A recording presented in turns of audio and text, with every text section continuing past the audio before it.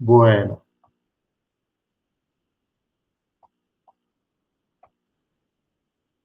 hoy es 16.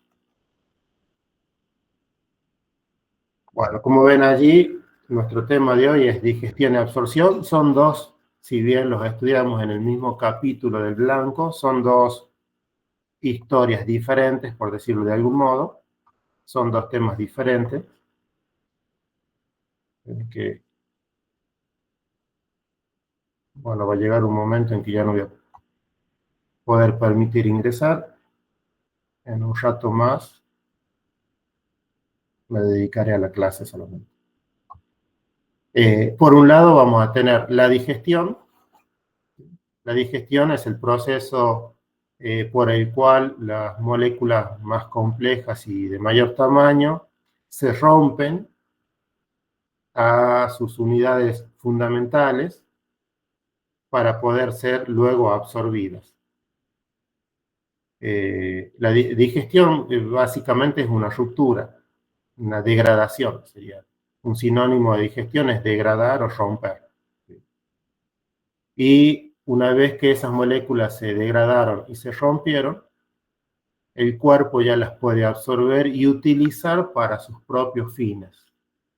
Lo que nosotros hacemos es consumir alimentos para poder obtener esas moléculas más complejas, degradarlas hasta el punto que las podamos absorber, y una vez que las absorbemos, ya las comenzamos a usar para nuestros propios fines, para fabricar nuestras propias proteínas, para obtener energía, para usar esa energía con eh, fines propios, ¿sí? Sean los que sean. Entonces acá yo les voy a abreviar un poquito. Digestión es el conjunto de procesos químicos que permite degradar, que es un sinónimo de digestión, moléculas complejas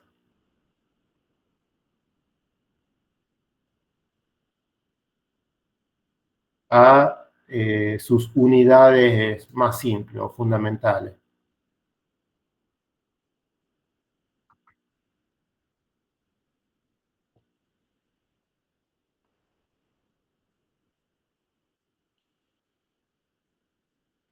Por ejemplo, una proteína vegetal o animal que nosotros hayamos consumido, la degradamos, la digerimos hasta liberar los aminoácidos que la constituyen.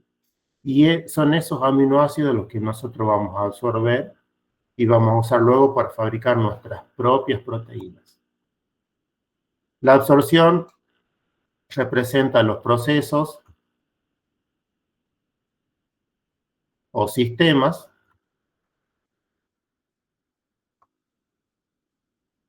que nuestro cuerpo usa para incorporar esas unidades fundamentales.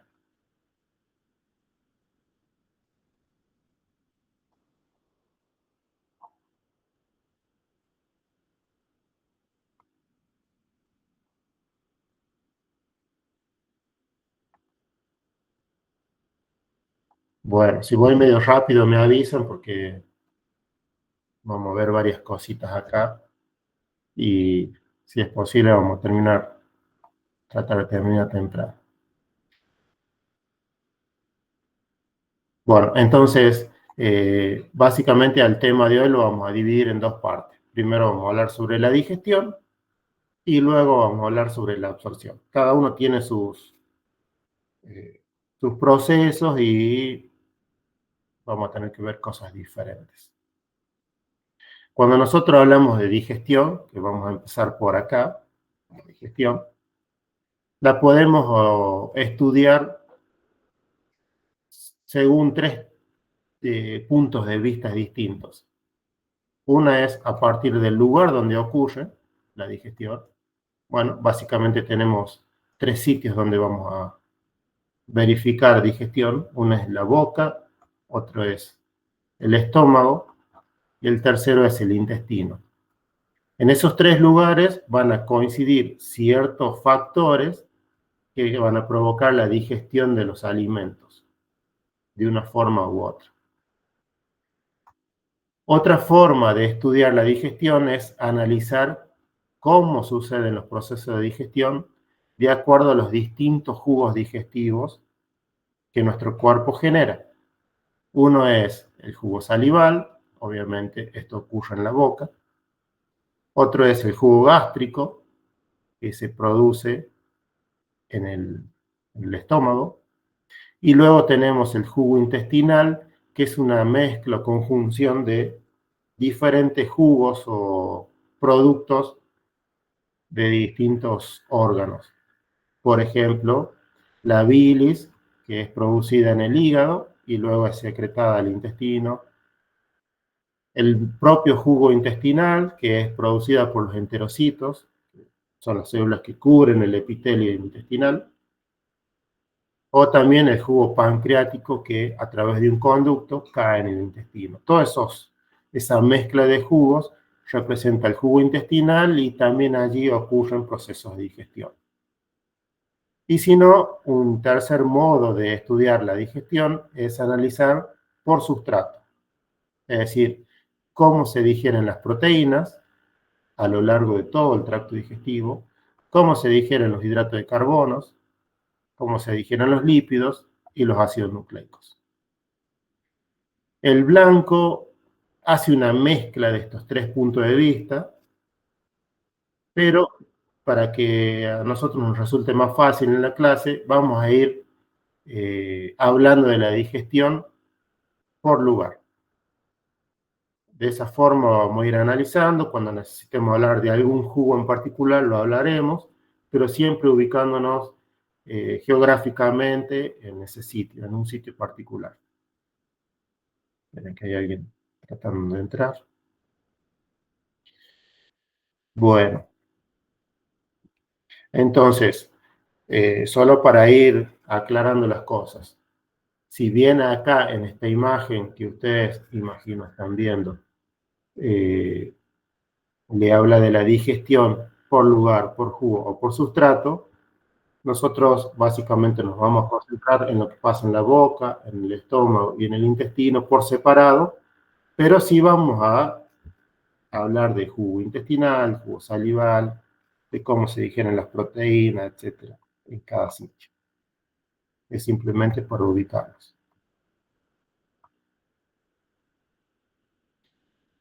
Bien. Vamos a empezar por la boca.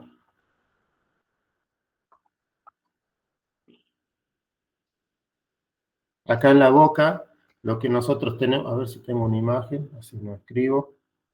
Sí, esta. Vamos a usar esta imagen. Acá en la boca nosotros tenemos la saliva, que es el jugo que nuestras glándulas producen. Tenemos Profe, ¿puede básicamente... volver un segundo para atrás? Sí, sí, sí. Borré acá, ¿no? ¿A esto se refiere? Sí, ahí está. Gracias. No hay por qué. No sé, pero recuerden que yo les voy a mandar todo esto, no se pongan a copiar todo. No les va a dar el tiempo. Entonces, en la boca nosotros tenemos un jugo que es la saliva. Esta saliva es un líquido producido por distintos tipos de glándulas.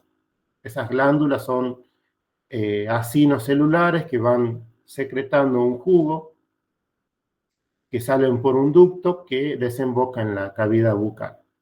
Tenemos las glándulas parótidas, las sublinguales y las submaxilares, que son las más grandes y las más importantes. Se genera aproximadamente 1 litro de saliva por día. Cuando ustedes estudien esto del blanco, van a ver que el libro les da muchos detalles sobre cómo es la composición inorgánica de cada jugo. Habla del jugo de la saliva en particular. Y no es necesario que se vuelvan locos con aprenderse minuciosamente las concentraciones de cada ion, pero sí es importante saber cuáles son los iones más abundantes. Por ejemplo, acá habla del potasio y el bicarbonato. En el caso de la saliva, hace una comparación con la sangre, con los iones en la sangre. Y uno de los datos más relevantes es que el potasio es 1.000.000 de veces más concentrado en saliva que en sangre. Entonces hace como una pequeña comparación para dejar en claro que la saliva es una cosa totalmente distinta de la sangre. Y así cada jugo, también el jugo gástrico tiene una concentración de iones que es particular, el jugo intestinal tiene una concentración de iones que es particular. Son cosas diferentes que se secretan y se producen en diferentes lugares y que tienen acciones diferentes. Lo que sí vemos acá que el pH de la saliva está rondando 6,8, un valor de 6,8, que es un pH relativamente neutro, tirando más a alcalino que ácido. Lo que sí vamos a mencionar acá es que en la boca sí hay digestión. Hay una digestión mecánica, que es la masticación. Si bien acá la masticación es un proceso de digestión, no es una digestión química, que es lo que yo les marqué acá en la primera diapositiva como definición. Se los voy a marcar para que quede claro. Procesos químicos.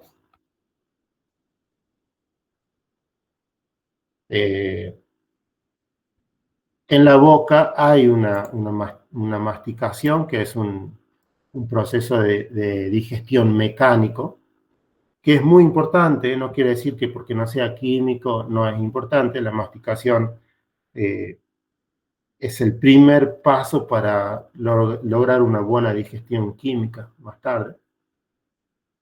Y ayuda básicamente en dos cosas. Primero, a que la saliva empape ese bolo alimenticio que nosotros acabamos de meternos a la boca. Eso favorece la lubricación del alimento, hace que transcurra más fácilmente por luego los siguientes tractos digestivos. Y también la masticación lo que hace es ampliar la superficie de acción, ¿sí? Cuando nosotros masticamos y comemos algo de esta forma, al masticar lo que hacemos es empezar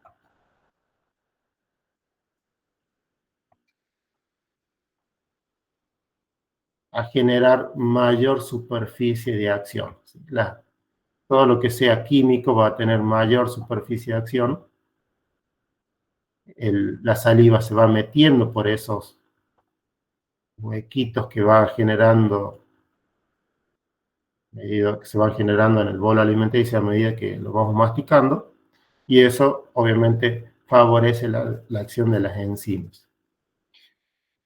Cuanto más fácil sea el acceso de las enzimas al interior del alimento, más rápido se va a digerir, ¿sí? Por eso es que recomiendan masticar bien antes de tragar. Además de eso, en la boca se producen un par de enzimas. Acá tenemos una que es la tialina salival o amilasa salival también. Y también tenemos otra que es la lipasa salival o lipasa lingual, lo pueden ver en algunos libros. La tialina salival es una enzima que se dedica a digerir o a degradar hidratos de carbonos. Y la lipasa, como su nombre más o menos nos indica, nos permite digerir o degradar lípidos. Ya vamos a hablar un poquito más de la acción enzimática de ellos. Pero sí, lo que les tengo que contar es que la acción de ambas enzimas es muy breve. Digamos, las enzimas trabajan mientras el alimento está en la boca, porque cuando llega el alimento al estómago, el pH que existe en el jugo gástrico provoca que ambas enzimas se inactiven. Entonces, mientras el alimento está en la boca y nosotros lo estamos masticando, estas enzimas están actuando y están digiriendo hidratos de carbono o lípidos, entre los dos, pero cuando ambas llegan al estómago, se detienen su acción. Eso quiere decir que si bien colaboran con la digestión de hidratos y de lípidos, es muy breve, no es significativa. Pero sí, si uno mantiene el alimento más tiempo en la boca, eso se va a convertir en algo importante. Acá tenemos un esquema de la función de la amilasa salival o tialina salival, que es lo mismo. Esta enzima lo que hace es rompe uniones alfa 1,4, generalmente en el interior de cadenas de polisacáridos o oligosacáridos. Ustedes saben que para nosotros la molécula más importante que aporta glúcidos es el almidón. El almidón a su vez está formado por amilosa y amilopectina. La amilosa es una molécula lineal de muchas glucosas unidas por uniones alfa 1,4. Bueno, la amilasa salival trabaja muy bien sobre esa molécula. La degrada bastante porque rompen uniones que están en el interior de esa molécula. Cuando ya la unión alfa 1,4 ya llega a los bordes, la enzima no suele actuar. No los puede romper esas uniones. Esto que aparece acá en el esquema sería como una pequeña porción de amilopectina, donde nosotros tenemos uniones alfa 1,4, que la estoy pintando en rojo. Todas estas son uniones alfa 1,4. Y cada tanto se generaban, no sé si se acuerdan, uniones alfa 1,6, que sería esa única que yo estoy pintando en verde acá. Esa única unión que yo estoy pintando en verde ahí es una de las pocas uniones que la amilasa salival no va a romper, va a quedar intacta. Entonces, por acción de la enzima, lo que sucede es que se van generando productos a partir de esta molécula. Recuerden que la amilosa y la amilopectina están formadas por miles de glucosas unidas. Esos productos suelen ser o maltosas. La maltosa es un disacárido, lo estuvimos estudiando cuando estudiamos estructura de hidratos. Acá dice trisacáridos, pero en el caso de que sean todas glucosas, esto le suelen llamar maltotriosas. El blanco los llama así. También tenemos isomaltosas, que lo único que conserva es la unión alfa 1,6, que la enzima no puede romper. O también tenemos dextrinas. A veces el blanco le llama dextrina límites a eso. Las dextrinas conservan la unión alfa 1,6, pero también suele mantener algunas uniones alfa 1,4. Y eso se debe a que, como la amilasa salival no puede romper uniones alfa 1,4 que estén en extremos de las cadenas, bueno, a esas las deja y no las rompe. Entonces, como producto o productos de la acción de esta enzima, nosotros podemos mencionar a la maltosa, a las maltotriosas,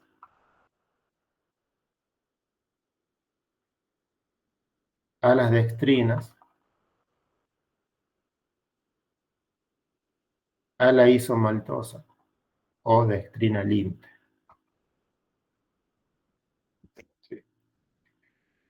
La acción de esta enzima es exactamente igual a otra enzima que tiene un nombre muy parecido, se llama amilasa pancreática, que se produce en el páncreas y se libera al intestino.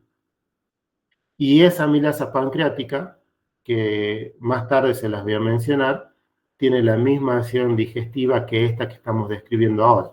Así que ya al describirles cómo funciona esta enzima, me voy a evitar de volver a describirla cuando la veamos en el páncreas. Ambas tienen la misma acción y generan los mismos tipos de productos. Profe, Sí, diga. hay una compañera que quiere entrar. No sé si podría aceptarle. Sí, a ver. Gracias. Esto que está acá representa un triacilglicerol. Recuerden, lo vimos en nuestra clase de lípidos. Glicerol, muy abreviado los ácidos grasos. Triacilglicerol. Necesitamos, recuerden, la incorporación de agua para que se libere un ácido graso. En este caso se liberó el que estaba acá. Ahora me queda como diacilglicerol. Luego, por incorporación de otra molécula de agua, se libera el ácido graso que estaba ahí. Este tipo de acción química la lleva a cabo la lipasa salival. De la lipasa salival vamos a mencionar un par de cositas. Vamos a ver cómo funciona porque hay otra lipasa que tiene una acción mucho más importante que se produce en el intestino. La produce el páncreas, que se libera al intestino. Se llama lipasa pancreática. Lo mismo que pasó con la amilasa salival, la lipasa pancreática tiene la misma acción que esta lipasa que les voy a comentar ahora. Funcionan del mismo modo. Ambas lipasas son del tipo hidrolasas. Vamos a escribirlo bien. Eso quiere decir que vamos a necesitar incorporar agua, esa agua que está ahí, para poder romper la unión. Es algo que les remarqué mucho cuando vimos la estructura de moléculas, que si nosotros vemos que en la formación de una unión se libera agua, cuando yo quiera romper esa unión, voy a tener que incorporarle el agua que se liberó. Y ese tipo de acción lo hacen las enzimas que seguro les han comentado en la clase anterior, están dentro del grupo de las hidrolasas, que rompen añadiendo agua. ¿Sí? Bueno, la lipasa salival puede rompe uniones ésteres o unión éster de carbonos primarios.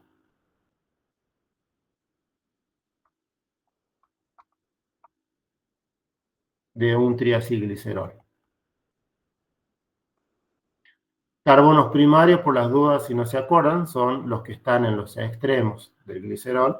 Por eso es que acá al final, en el dibujito, este ácido graso no se libera, queda unido ahí. Es decir que de la acción de esta enzima, los productos que yo voy a obtener van a ser ácidos grasos libres, por las dudas le voy a poner el nombre completo,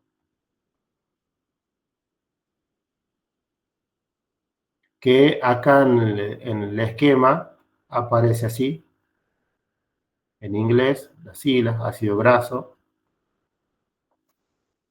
y esto que está acá al final, que es un 2-monoacilglicerol.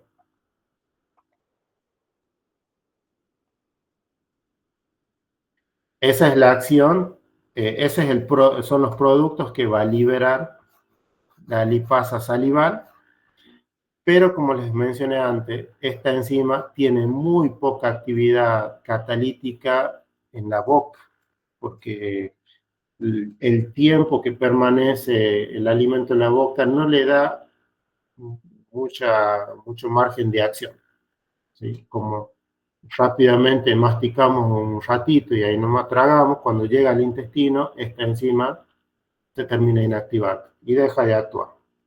Pero lo poco que actúa sirve para romper triacilglicerol, liberar ácidos grasos, dos ácidos grasos, si es que puede, o uno, y dos monoacilglicerol, es decir, el glicerol unido a un ácido graso en el carbono 2, que sería el carbono secundario. Después vamos a ver que cuando la lipasa pancreática trabaja en el intestino,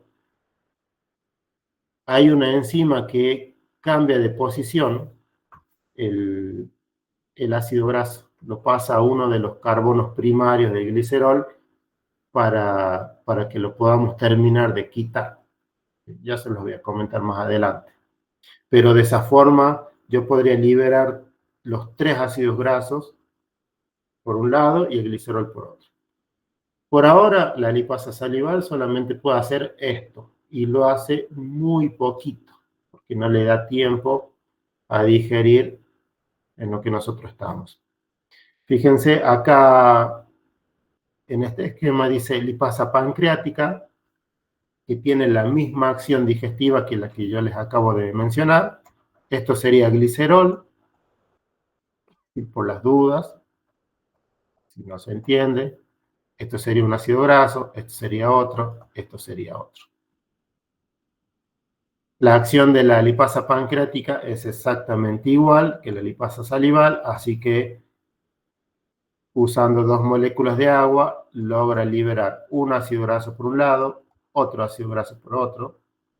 Son los productos que mencionábamos recién, ácidos grasos. Y como no puede romper uniones ésteres en carbono secundario, ese ácido graso que está en el glicerol, que sería el 2-monacilglicerol, sería el otro producto.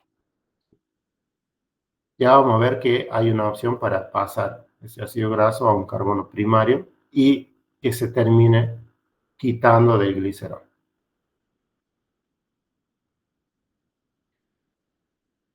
Cuando nos vamos al estómago, acá vamos a hablar del jugo gástrico, el cual contiene un componente esencial que es el ácido clorhídrico. Pero ya vamos a llegar acá. Y también vamos a hablar de los procesos digestivos que se producen, procesos digestivos químicos que se producen allí en el estómago.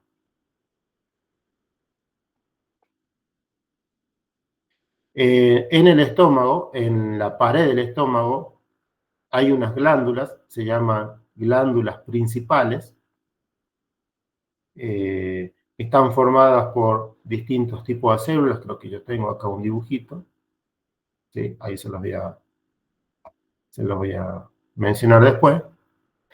Y allí hay un tipo de células que son las células parietales, las que sintetizan o producen, mejor dicho, el ácido clorhídrico. En las células parietales de las glándulas principales es donde se produce y se libera a la luz estomacal el ácido clorhídrico. El ácido clorhídrico es un ácido muy fuerte, es uno de los más fuertes que conocemos, junto con el ácido sulfúrico. Baja el pH del jugo gástrico a 0,87, lo cual es un pH muy ácido. Hay muy cosas que pueden sobrevivir a un pH de 0,87. Habitualmente se generan 2 litros por día. Eso también depende de cuánto nosotros, de las comidas que tengamos a diario, el tipo de comida. Y para poder hacer esto existen unas bombas de protones, de las cuales vamos a hablar en un ratito. El ácido clorhídrico, si bien no tiene una digestión enzimática, porque no es una enzima, sí colabora, si alguien me habló, sí colabora con el proceso de digestión de manera muy importante. porque ese bolo alimenticio que nosotros masticamos en la boca y acabamos de tragar, va a llegar el ácido, al jugo, al estómago, se va a embeber en el jugo gástrico, ese jugo gástrico tiene ácido clorhídrico, y ese ácido clorhídrico lo que va a hacer es, va a empezar a disgregar ese bolo alimenticio. Es como que lo empieza a volver como si fuera una sopa. Se rompe, se disgrega, se degrada, y lo empieza a hacer como un puré o una sopa.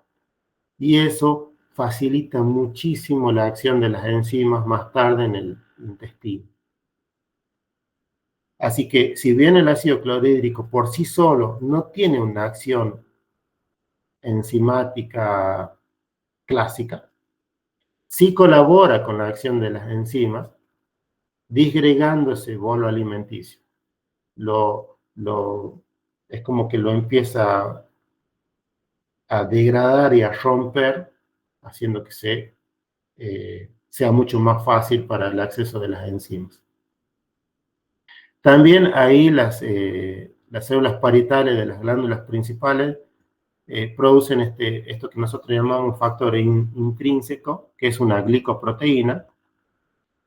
Esta glicoproteína suele generar complejos, se une a la vitamina B12, que normalmente viene en los alimentos, y eso hace que sea mucho más fácil de absorber esa vitamina. La vitamina B12 es fundamental en la síntesis en la producción de glóbulos rojos. Y la carencia de este factor intrínseco hace que la vitamina B12 sea mucho menos fácil de absorber. Hay menos disponibilidad en el cuerpo de esta vitamina, por lo tanto se producen menos glóbulos rojos, lo que lleva a un tipo de anemia que le llaman anemia perniciosa. Las personas que tienen una alteración en este factor intrínseco tienen anemia. Ese factor intrínseco se libera al estómago junto con el resto del jugo gástrico y forma un complejo que hace que sea mucho más fácil de absorber esa vitamina B12. Acá les voy a anotar algunas de las acciones que tiene el jugo, el ácido clorhídrico. Si bien una ya les mencioné, que es disgregar el bolo alimenticio, y eso lo hace para poder aumentar la superficie de acción de las enzimas. Va generando una especie de sopa con esa comida que nosotros acabamos de ingerir. Otro tipo de acción que tiene el ácido clorhídrico es de protección. Si nosotros, junto con la comida, ingresaron microorganismos, bacterias, hongos, lo que sea, el ácido clorhídrico los termina destruyendo. Entonces, nos da cierta protección porque son muy pocos los microorganismos que podrían sobrevivir a la acción del ácido clorhídrico. Protección contra microorganismos. Profi, ¿Sí? Diga. esse ácido estás activo o tempo todo ou solamente quando tem algum alimento, algo assim? El ácido clorhídrico se produce únicamente ante el estímulo de la comida. Hay unas hormonas, una de ellas, por ejemplo, la gastrina, que se produce en el mismo estómago, que cuando nosotros empezamos a masticar y a tener algo en la boca, estimula a las células parietales del estómago para que empiecen a liberar ácido clorhídrico. Eso es lo que sucede normalmente. A veces el estímulo es muy alto y se libera más ácido clorhídrico de lo que se requiere, y eso ya es una situación patológica. A veces el ácido clorhídrico se libera todo el tiempo, también es una situación patológica. Pero normalmente la liberación del ácido clorhídrico debería ser estimulada por el proceso de la ingesta. Y ahí es cuando se libera. Una vez que ya comimos y actuó, ese ácido clorhídrico se empieza a diluir y pierde acción. El pH empieza a subir de nuevo. Bien, ahí escucho que alguien está intentando ingresar. Bueno, finalmente otra de las acciones que tiene el ácido clorhídrico es que tiene la capacidad de activar a esta enzima, que ahí aparece, la pepsina. Si bien la pepsina tiene la propiedad de autocatálisis, es decir, que se puede activar a sí misma, ya vamos a ver un poquito una imagen para que lo entiendan mejor, pero una de las acciones del ácido clorhídrico es, vamos a poner así, activa al pepsinógeno,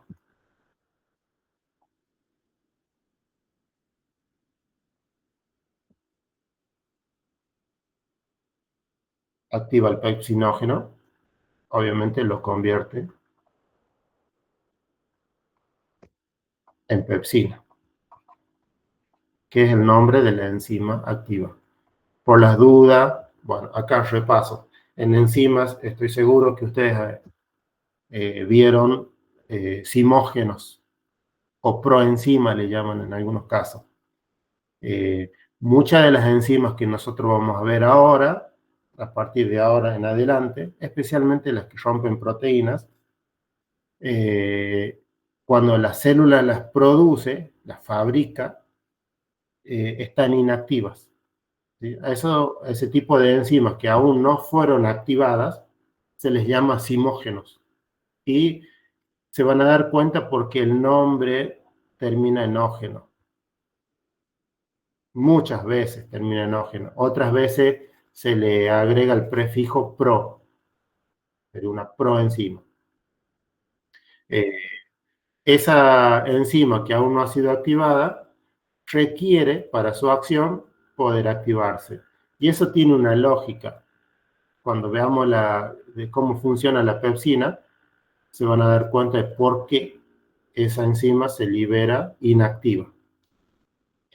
Bien, entonces, volviendo al ácido clorhídrico, yo podría decir que el ácido clorhídrico tiene básicamente tres acciones muy importantes. Una es disgregar el bolo alimenticio, aumentar la superficie de acción de las enzimas. La otra es generar una barrera protectora contra microorganismos que pudieran haber ingresado a nuestro cuerpo a través del alimento. Mata muchísimos microorganismos, pero hay algunos que son resistentes. No es que esto es infalible. Y también tiene una acción de activar al pepsinógeno, que es una de las enzimas más importantes en la digestión de proteínas acá en el estómago. De hecho, cuando nosotros venimos a digestión y hablamos de la digestión clásica, químicamente hablando, ahí vamos a necesitar de la acción de enzimas. La enzima más importante que produce digestión en el estómago es la pepsina. Esta es sintetizada por las células parietales, igual que el ácido clorhídrico de las glándulas principales, pero se libera como simógeno, que era lo que yo les comentaba recién.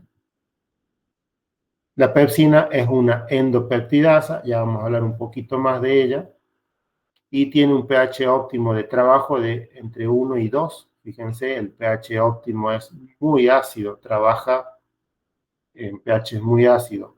Cuando nosotros pasamos al intestino, el pH se eleva casi hasta 8, ya se vuelve muy alcalino, la pepsina deja de funcionar.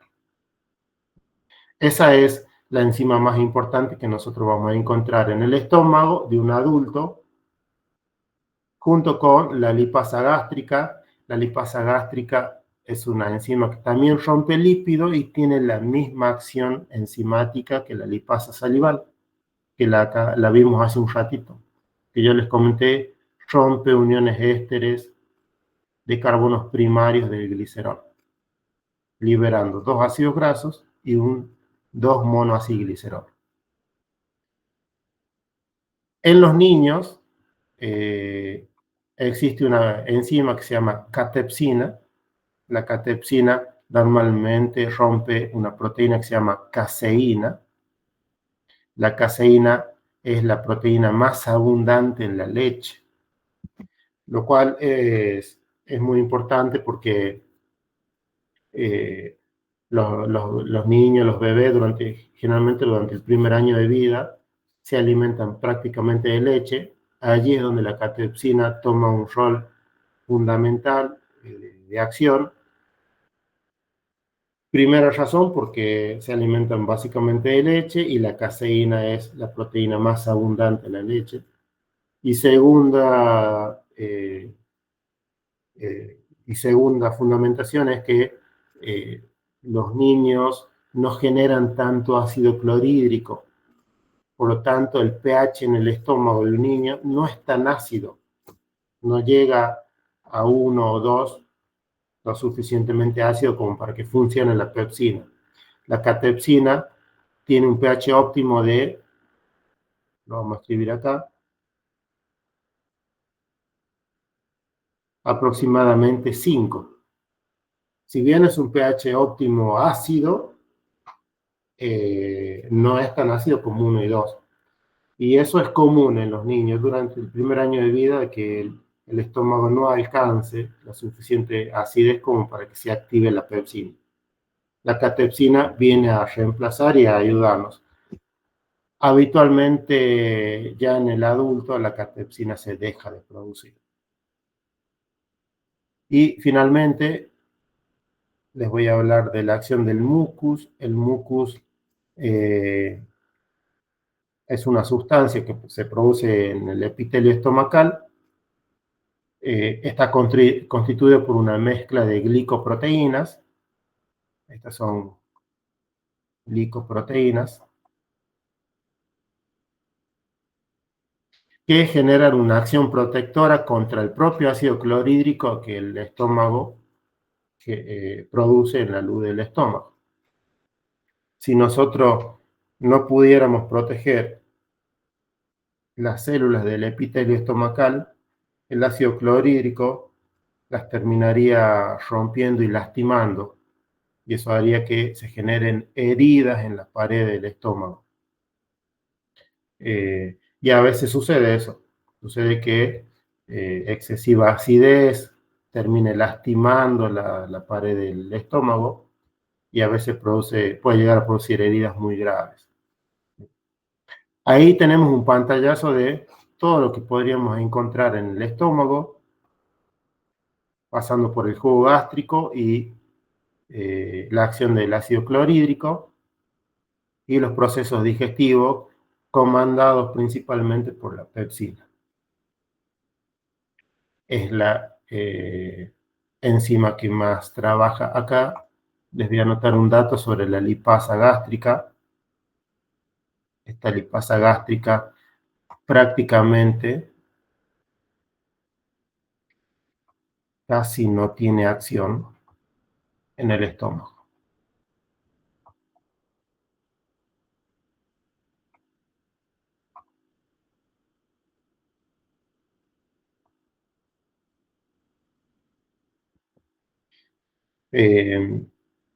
Si nosotros hacemos una especie de resumen, se habrán dado cuenta que en la boca lo que más se logra digerir son los hidratos de carbono. En el estómago lo que más se logra digerir son las proteínas por acción de la pepsina, que ya vamos a hablar un poquito más. Hasta ahora no hemos digerido lípidos, por lo menos de manera importante, sustancial, como para que sea útil para la vida. Eso quiere decir que en el intestino va a ser nuestro principal punto de acción sobre los lípidos, que ya lo vamos a ver. Bueno, acá un poquito sobre las glándulas principales. Básicamente estas glándulas tienen 3 tipos de células. Las células parietales, que allí es donde se produce el ácido clorhídrico, de las cuales que yo les comentaba hace un ratito. Las células principales y las células endocrinas. Esto sería lo que es mucosa del estómago. Esa mucosa acá no está dibujado, pero está cubierta con el mucus, que termina protegiendo a la pared del estómago de la acción del ácido clorhídrico. Es a partir de estas células, que son las más importantes, las que están acá en el borde, todo esto sería la glándula. Las células liberan su contenido acá, al conducto, y de acá del conducto se va hacia la luz del estómago.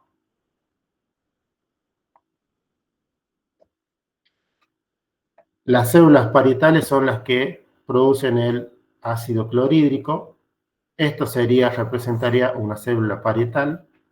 Acá esta imagen tomada del blanco nos muestra que el lumen está de este lado, o sea, la luz del estómago está hacia la derecha, el espacio intersticial o la mucosa del estómago hacia la izquierda. El ácido clorhídrico se produce por la combinación de hidrogeniones y cloro, y esa combinación se da directamente en la luz del estómago. No es que se produce dentro de la célula y de allí ya se libera como ácido clorhídrico. No. Se combinan en el estómago. Y la teoría dice que esos iones cloro normalmente vienen desde la sangre, donde hay cloro y sodio en abundancia, y pasa a través de los transportadores hacia la luz del estómago. Mientras que los hidrogeniones son los que aportan la acidez, la célula toma dióxido de carbono, que proviene de los metabolismos, esto viene por sangre. En el interior de la célula, la anhidrasa carbónica, esto significa anhidrasa carbónica,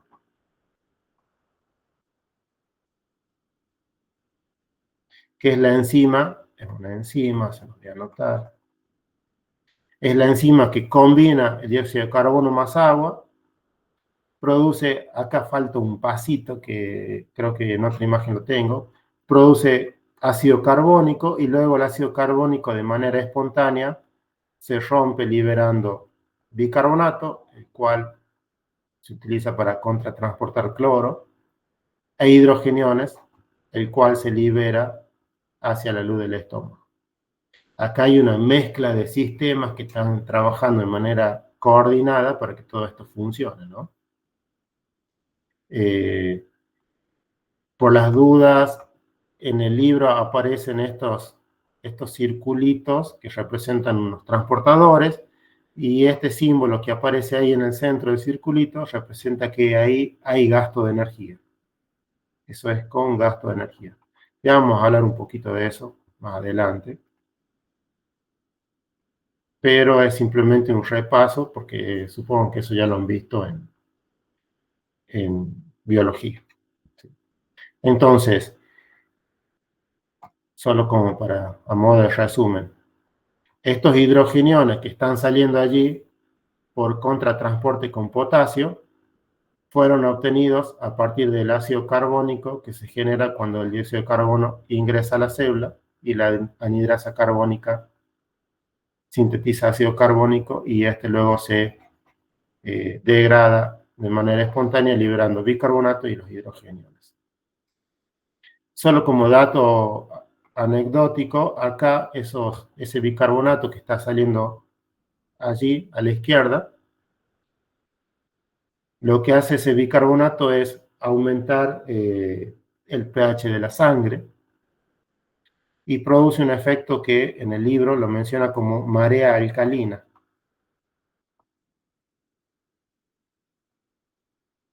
Esa marea alcalina provoca que el pH de la sangre se vuelva alcalino, ¿sí?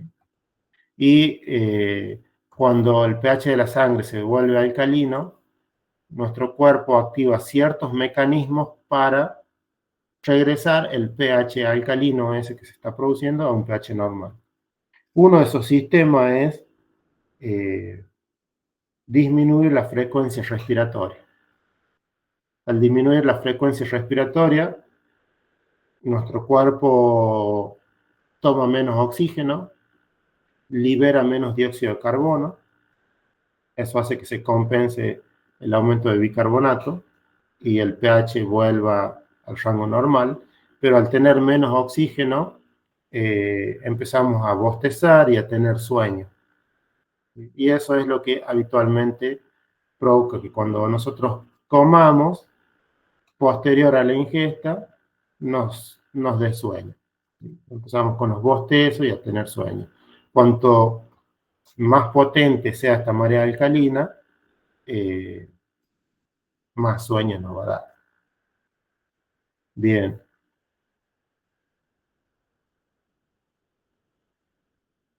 Este dibujito es tomado de otro libro, no del blanco, pero representa básicamente lo mismo.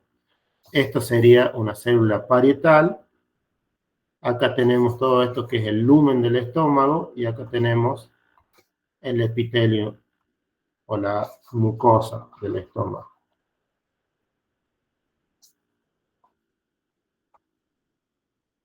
Y bueno, acá tenemos los hidrogeniones que están siendo liberados a través del contratransporte con potasio. Ahí hay gasto de energía. Esto representa ATP, aunque ustedes no lo crean. Y acá tenemos cloro, que ingresa desde la sangre, pasa por un sistema de transporte acá hacia la luz del estómago y cuando se combina genera el ácido clorhídrico. Y acá tenemos las tres acciones que yo les mencionaba del ácido clorhídrico. Una que es activar el pepsinógeno a pepsina. La otra que es degradar y hacer más fácil de digerir los alimentos a través de esa digestión, esa disgregación del bolo alimenticio. Puede desnaturalizar proteínas, como se dice ahí. Y la tercera acción que es a modo de barrera protectora contra ciertos microorganismos.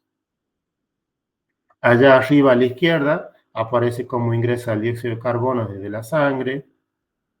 La enzima anhidrasa carbónica, que acá está representada por el 1, produce ácido carbónico, este se disocia, libera el bicarbonato, que luego sale, genera la marea alcalina de la que estuvimos hablando, y esos hidrogeniones son los que luego en contratransporte con el potasio van a terminar produciendo el ácido clorhídrico.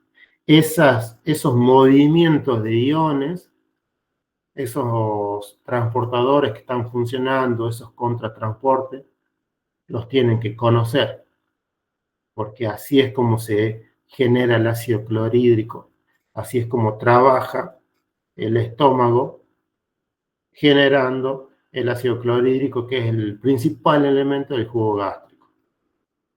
Y ahí están representadas de manera esquemática las tres acciones del ácido clorhídrico, que yo se las anoté en unas diapositivas anteriores.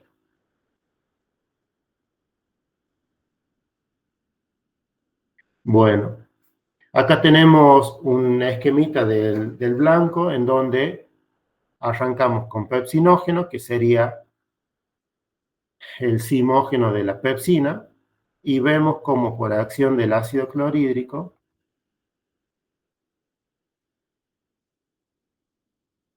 se activa y se convierte en la enzima activa. Yo les había comentado que la pepsina tiene autocatálisis, es decir, que una vez que se activaron unas cuantas moléculas de pepsina, estas pueden activar su propio zimógeno.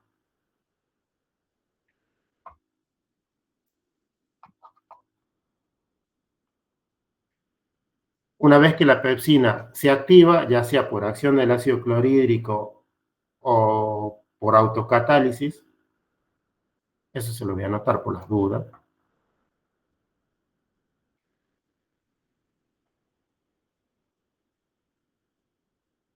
Por acción del ácido clorhídrico o autocatálisis.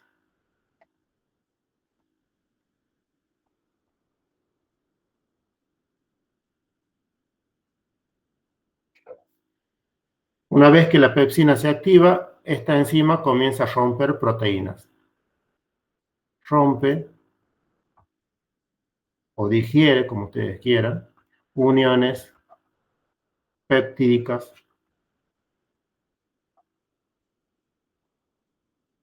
en el interior de una cadena de aminoácidos.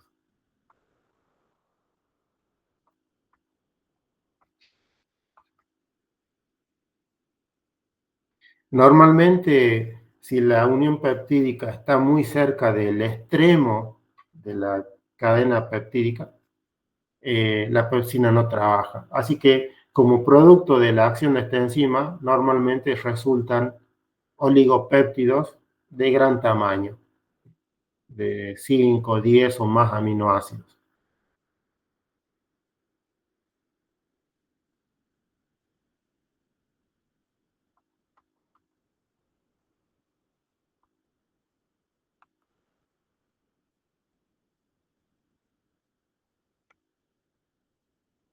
Recuerden que para que nuestro cuerpo pueda usar lo que forman los componentes de las proteínas, como mínimo tenemos que obtener aminoácidos libres, que es la forma más sencilla de que los podamos incorporar. Hay ciertos dipéptidos o tripéptidos que los podemos incorporar, así como dipéptidos y tripéptidos. Hay unos sistemas especiales de absorción, pero son muy poquitos. Son muy poquitas las combinaciones de dipéptidos y tripéptidos que podemos absorber. Ya vamos a hablar más adelante. El 99% de la absorción de los aminoácidos tiene que ser como aminoácido. No puede ser más grande que eso. Como la enzima rompe en uniones peptídicas en el interior, normalmente a este tipo de enzima le llaman endopeptidasas.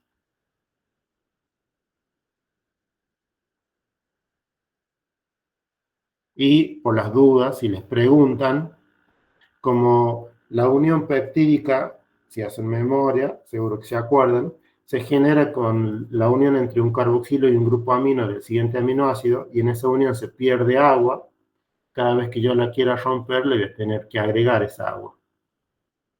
Eso quiere decir que esta enzima es una hidrolasa, es del grupo de las hidrolasas. Bien.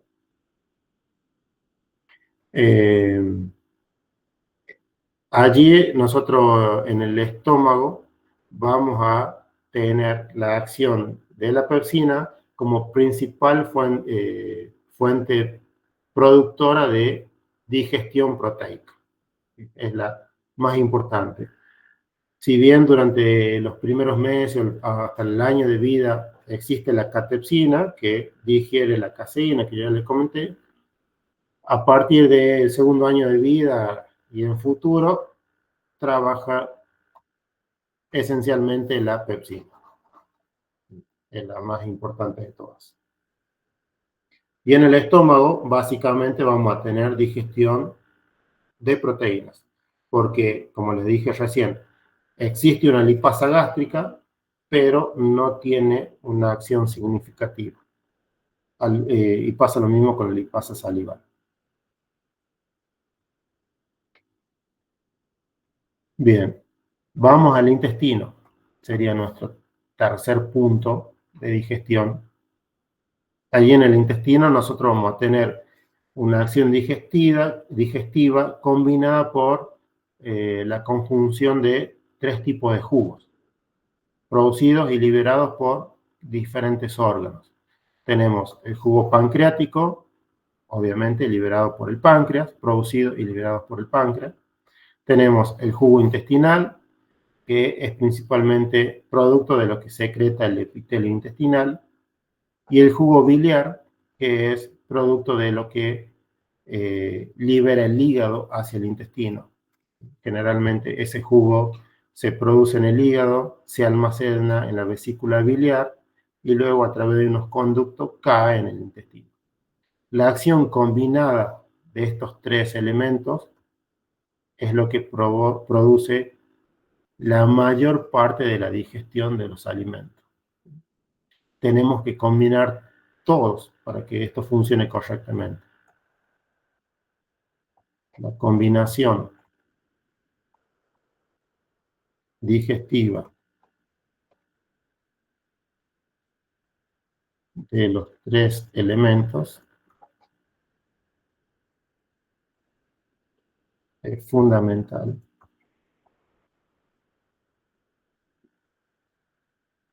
para nuestra digestión.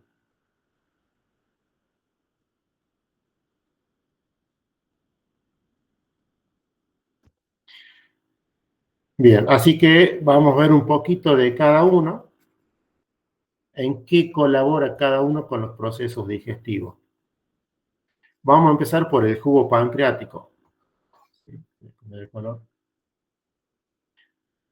El libro dice que aproximadamente se producen entre un litro y medio por día. Por supuesto, eso también va a depender, como les dije, respecto de la saliva y del jugo gástrico, de los estímulos que tengamos y de cuántas comidas tengamos al día.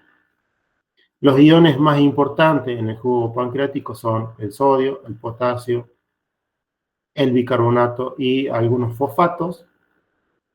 Todos estos iones colaboran para que el pH en el intestino sea más bien alcalino que ácido. Ya, creo que al final yo tengo les hice un cuadrito con un resumen de cada uno y las concentraciones que tiene cada uno. Para la acción digestiva, propiamente dicha, el jugo pancreático es fundamental, porque acá se liberan varias enzimas que terminan acelerando el proceso digestivo de todos los alimentos. En este caso, lo que hice yo es separarlas por enzimas que se liberan como zimógenos, es decir, se liberan inactivas, y enzimas que se secretan de manera activa, es decir, que funcionan desde el comienzo. De las que se liberan como zimógenos tenemos endopeptidasas, 3, la tripsina, la elastasa y la quimotripsina. Fíjense que acá dice quimotripsina y no quimiotripsina, que es una de las cosas que suelen equivocar. Endopeptidasa ya es un tipo de enzima que rompe proteínas, que lo definimos ahí cuando vimos la pepsina, que una endopeptidasa es aquella proteasa que rompe proteínas o uniones peptídicas en el interior de la cadena, en el interior de una proteína.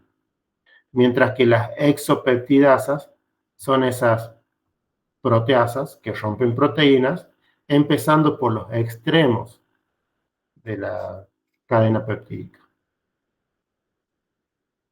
En este caso, de las endopeptidasas hay 3, la tripsina, la elastasa y la quimotripsina. De esas 3, la tripsina es la más importante, porque esta activa a los zimógenos de todas las demás enzimas, ¿sí? Todas estas enzimas se liberan inactivas. Bueno, esta activa a todas. Una vez que se activó la tripsina, esta termina activando a todas. Ya vamos a hablar un poquito más. Dentro de las exopeptidasas tenemos de dos tipos, las carboxipeptidasas A y B. Ambas hacen lo mismo, es decir, quitan el último aminoácido que está en el extremo carboxilo terminal de la proteína.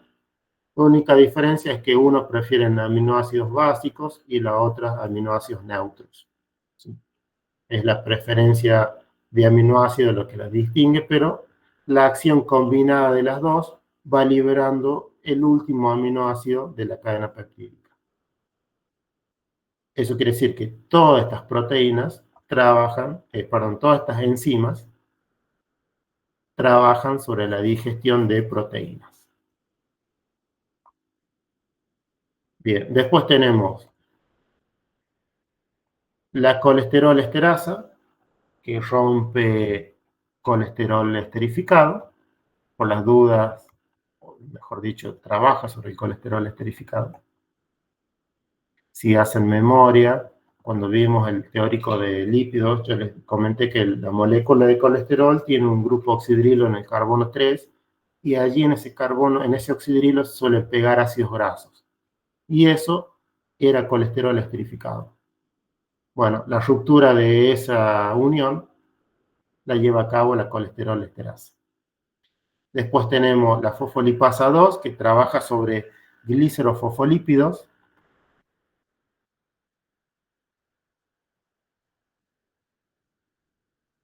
Creo que tengo un dibujito más adelante de cómo funciona. Y después tenemos esta enzima que es la colipasa.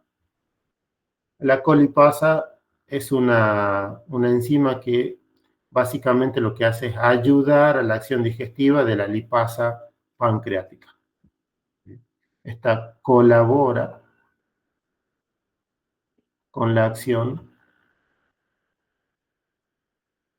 de la lipasa pancreática. Perdón, vamos a hacerlo así.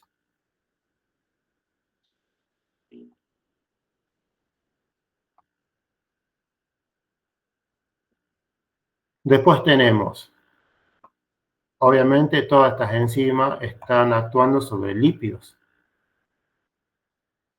Tanto la colesterol esterasa, como la fosfolipasa, como la colipasa y la lipasa pancreática que está ahí abajo. Trabajan sobre lípidos. De la lipasa pancreática ya hablamos, básicamente cuando describimos la acción de la lipasa salival, hace exactamente lo mismo. Y finalmente tenemos acá esta amilasa pancreática o tialina pancreática, también la pueden ver así. La amilasa pancreática tiene la misma acción digestiva, trabaja del mismo modo que la amilasa salival, es decir, rompe uniones alfa-1,4 en el interior de cadenas de glucosas unidas por alfa-1,4, de los cuales obviamente el almidón es nuestra molécula de preferencia. La amilasa pancreática es, en el caso de las que secreta el páncreas, la enzima, la única enzima que rompe lípidos, hidrato de carbonos, ¿sí? Trabaja sobre hidrato de carbonos. Entonces tenemos este grupo que trabaja sobre proteínas, este grupo y esta que trabaja sobre lípidos, y esta que trabaja sobre hidratos. Y finalmente acá tenemos la acción de desoxirribonucleasas y ribonucleasas que trabajan sobre ácidos nucleicos. Una sobre acción